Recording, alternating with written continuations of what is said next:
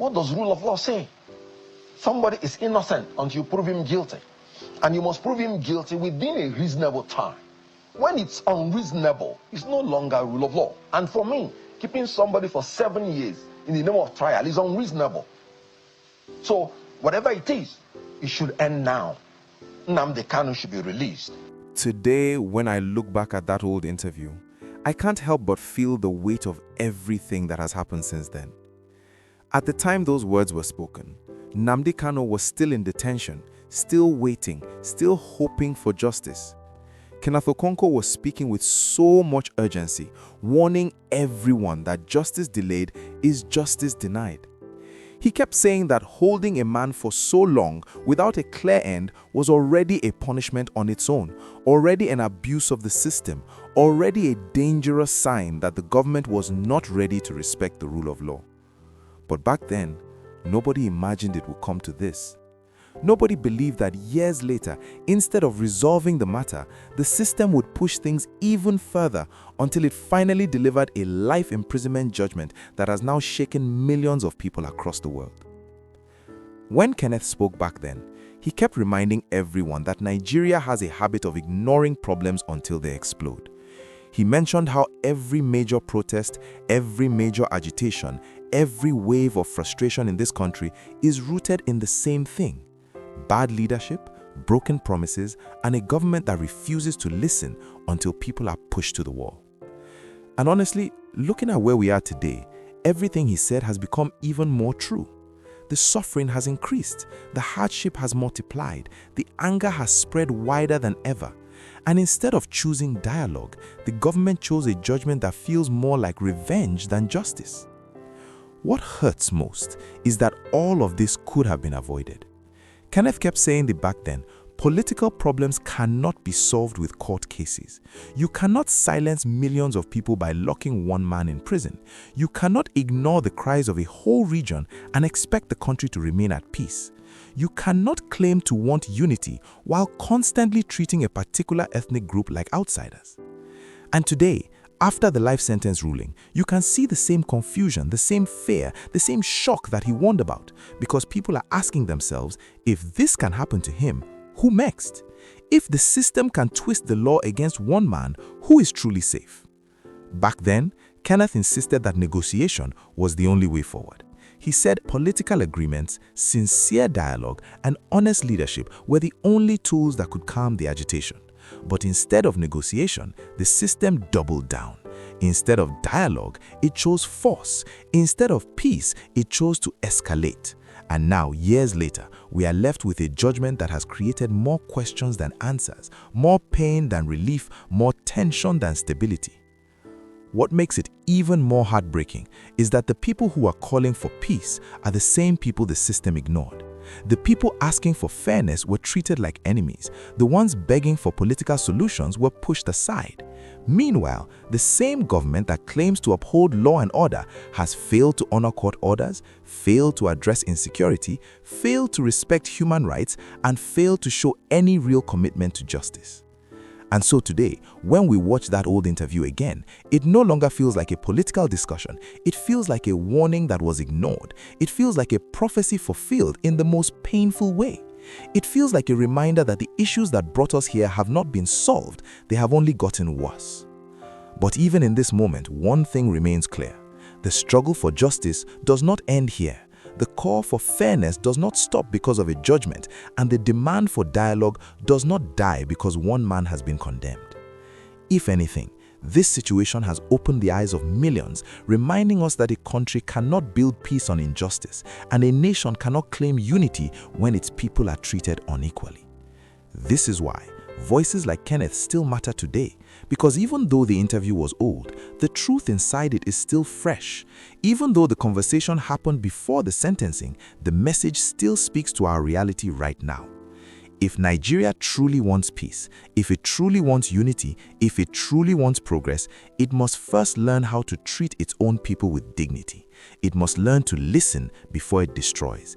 It must learn that oppression is not a solution and that no nation wins by breaking the spirit of its own citizens. And no matter how heavy this moment feels, one thing is certain: history will remember where justice stood. It will remember who spoke the truth. It will remember who defended the oppressed, and it will remember those who use their power to suppress instead of unite, because the future always judges the past. Nobody will remain sane to be in jail for more than 7 years that a case is being tried. People are frustrated. People believe that if you do not find anything against this man, release him or reach a political solution. That is what is bringing all these things. It's a result of frustration that there is no interest of justice served in this. So diligent prosecution is one of the pillars of justice in a criminal offense. I do not see that diligence. And the federal government is failing on all fronts. Remember, we have pleaded that this should be treated as a political issue and settled out politically so that every party will go home in peace.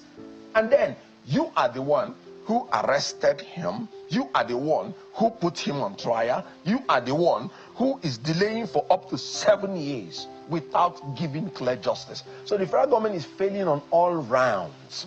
And as they keep failing, they are making their matters worse. So do you think that this is really, you've said this is a political issue. Should be a political issue. It should be. Yes. But is it? That's what I'm saying. The government should treat it as a political issue. Remember, during the colonial masters, where people were fighting for our independence, the colonial masters saw them also as adversaries. But they were genuine fighters of freedom. So in this world, there will always be two aspects of an issue. You know, the kind of cost-benefit issue, if it is in business. What is a cost to somebody is a benefit to another. That is how you treat political issues. To some people, he's fighting and agitating for their rights and freedom. You should also take that into consideration. To you, you may say he may have infringed on some laws. Why doing that? You should take that into consideration. And if you're a wise government, you will come to a negotiation table and let each side make a shift and come to a compromise and settle this issue politically.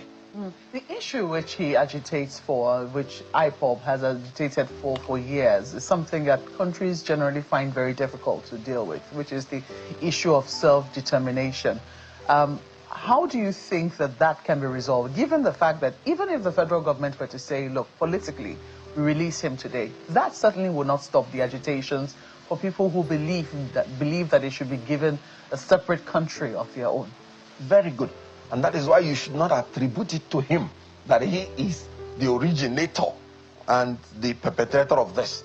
I think it predates him. Certainly. And might even outlive him. So it is about the government learning how to treat agitators and how to dialogue with them. Because as you have aptly stated it didn't start with him. We've had MASOP, we've had other organizations. It may certainly not end with him. So it's about people expressing in their different ways their manners of frustration with the system. When things were so good in Nigeria, I wasn't hearing all these agitations. But whatever name you call them, it is frustration to the suffering, to the hunger and hardship in the country. That is the truth. I was going to ask though, what side are you on? Are you on the side of the protesters? Do you support their cause, or do you think that since this matter is already in court, pressure should be applied to the federal government to let this matter run as quickly as possible? Very good. I am on the side of rule of law. I just told you that Nigerians have the right to protest. Section 40. And you can't take it away from them. It's their natural right, innate in them. And the Supreme Court has said, beyond exercising these rights, no human being can live a civilized life. So it is their innate natural right to protest. And it should be encouraged in a democracy. Because when you bottle up all these things, then there will be an implosion, an explosion. But when people are allowed to express themselves, according to Section 39, they will ease off their anger, they will feel they've been heard, and then the government will also use it to understand the feeling of the people and know the solutions therefrom and thereat. So the issue is that it is a support to rule of law. What does rule of law say? Somebody is innocent until you prove him guilty. And you must prove him guilty within a reasonable time.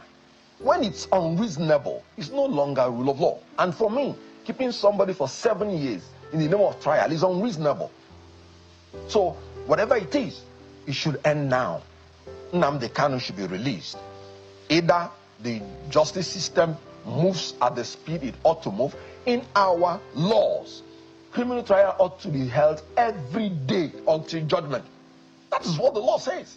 So I am on the side of law. I'm on the side of justice. Whether there's marginalization against the Southeast, that is given. So whether people will agitate, that is legal. Their method of agitation should also be legal. And if the government believes somebody has exceeded, then when you're applying the law, apply it legally, judiciously and judicially. And in the case of Nnamdi Kanu, with respect, I can say they have not lived up to it.